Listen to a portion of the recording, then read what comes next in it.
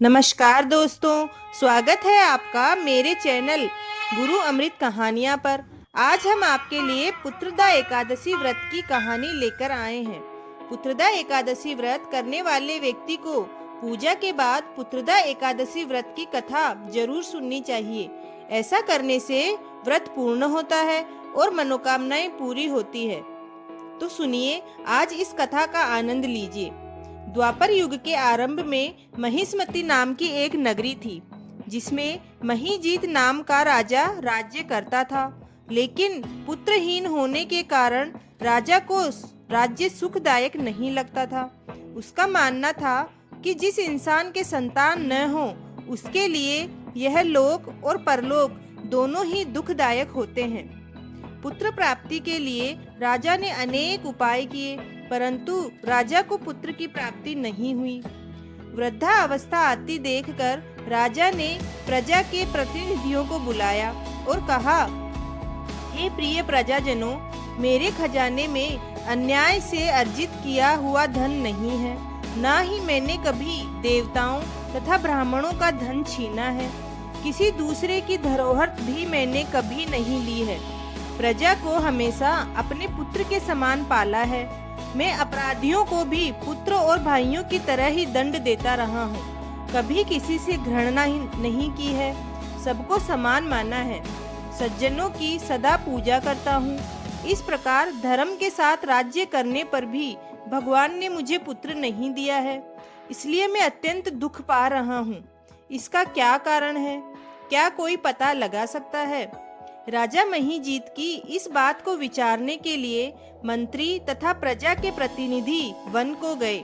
वहां बड़े बड़े ऋषि मुनियों के दर्शन किए। राजा की उत्तम कामना की पूर्ति के लिए किसी श्रेष्ठ तपस्वी मुनि को ढूंढते फिर रहे थे।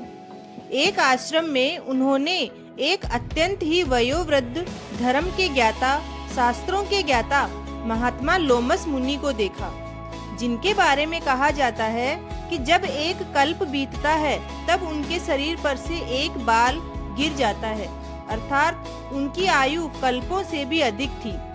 सबने जाकर ऋषि को प्रणाम किया। उन लोगों को देखकर मुनि ने पूछा कि आप लोग किस कारण से आए हैं? निसंदेह बिना डरे मुझसे अपनी बात कहें, मैं आप लोगों का हित अवश्य करूंगा। मेरा जन्म ही केवल दूसरों के उपकार के लिए हुआ है, इसमें कभी संदेह मत करो। लोमस ऋषि के ऐसे वचन सुनकर सब लोग बोले, हे महर्षि, आप हमारी बात जानने में ब्रह्मा से भी अधिक समर्थ हैं, अतः आप हमारे इस संदेह को दूर कीजिए। महिष्मतिपुरी का राजा बहुत ही धर्मात्मा है, अपनी प्रजा को पुत्र के समान पालता है, फिर भी वह पुत्रहीन होने के कारण दुखी है। उन लोगों ने आगे कहा कि हम लोग उसकी प्रजा हैं, अतः उसके दुख से हम भी दुखी हैं। आपके दर्शन से हमें पूर्ण विश्वास है कि हमारा यह संकट अवश्य दूर हो जाएगा, क्योंकि महान पुरुषों के दर्शन मात्र से अनेक कष्ट दूर हो जाते हैं। अब आप कृपा करके राजा के पुत्र होने का उपाय बताएं। उनकी यह बात सुनकर ऋषि ने थोड़ी देर के लिए अपने आंखें बंद की और राजा के पूर्व जन्म का वृतांत जानकर कहने लगे कि यह राजा पूर्व जन्म में एक निर्धन वेश्य था। निर्धन होने के कारण इसने कई बुरे कर्म भी किए। यह एक गांव से दूसरे गांव व्यापार करने के लिए भटकता फिरता था। एक समय के दिन मध्याह्न के समय वह, जबकि 2 दिन से भूखा प्यासा था, एक जलाशय पर जल पीने गया। उसी स्थान पर एक तत्काल की ब्याही हुई प्यासी गौ माता जल पी रही थी। राजा ने उस प्यासी गाय को जल पीते हुए हटा दिया और स्वयं जल पीने लगी। क्योंकि वह गौ माता, जिसने अभी अभी बच्चे को जन्म दिया था, बहुत प्यासी थी, तो उसने अपने मन ही मन में उस वेश्य यानी कि इस राजा को श्राप दे दिया। इसीलिए राजा को यह दुख सहना पड़ा।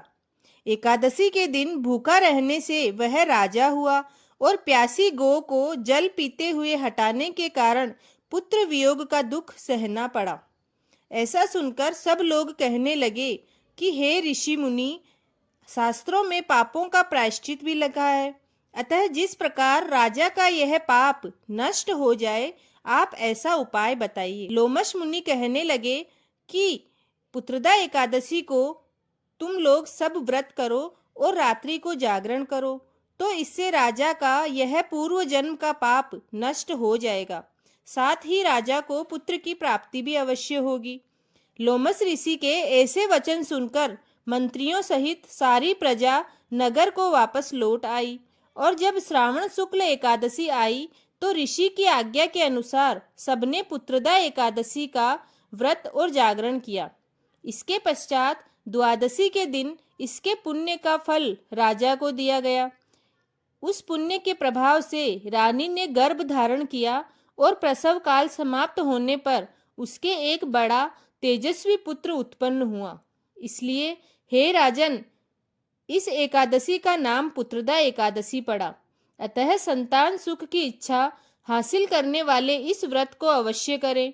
इसके महात्म्य को सुनने से मनुष्य सब पापों से मुक्त हो जाता है और इस लोक में संतान सुख भोगकर परलोक में स्वर्ग को प्राप्त होता है। जय श्री नारायण हरि। हे भगवान, हे नारायण, जो भी इस कथा को सुने उसकी सब मनोकामनाएं पूर्ण करना। अगर आपको ये कहानी पसंद आई हो तो चैनल को लाइक करें, शेयर करें, और जिन्होंने अभी तक मेरे चैनल को सब्सक्राइब नहीं किया है वो चैनल को जरूर सब्सक्राइब करें। धन्यवाद।